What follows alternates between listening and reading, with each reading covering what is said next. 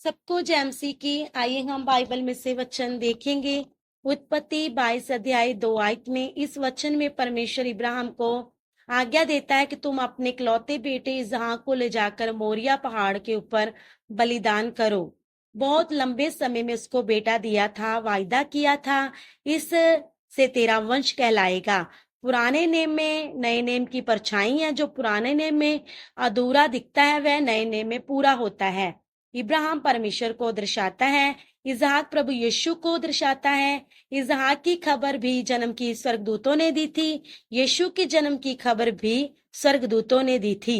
इब्राहिम को कहा अपने इकलौते बेटे को मोरिया पहाड़ पर बलिदान करो। इब्राहिम तीसरे दिन उस जगह पहुंच जाता है जो परमेश्वर ने उसे बताई थी। वहां अपने बेटे को खुद अपने हाथों से उसे बलि चढ़ाने वाली वेदी के ऊपर बांधकर रख देता है। इब्राहिम अपना हाथ बढ़ाकर अपने बेटे को मारने के लिए छुरी उठाता है। जैसे ही इब्राहिम छुरी उठाता है उसके हाथों को रोक लिया जाता है। ऊपर से आवाज आती है, हे इब्राहिम, हे इब्राहिम, इस लड़के पर हाथ ना बढ़ा, ना इसे कुछ कर। उससे मैं जान गया हूं तू परमेश्वर का भय मानता है और मुझे प्यार करता है।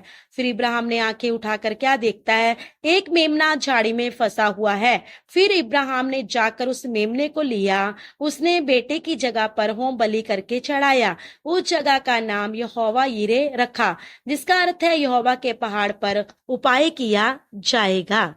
एक बेटे के बलिदान के लिए पहले इसहाक ने लकड़ी को उठाया जिस पर वह बलिदान होने वाला था। उसके बाद यीशु ने लकड़ी की सलीब को अपने ऊपर उठाया था जिस पर वह बलिदान होने वाला था। कलवरी पहाड़ पर प्रभु यीशु को क्रूस पर चढ़ाया जाता है, जो कि अपने लोगों का पाप श्राप सजा को उठाए हुए हैं। उसके अपने लोगों ने उसके साथ विश्वासघात किया, जहां तक कि पिता ने भी उसे छोड़ना पड़ा।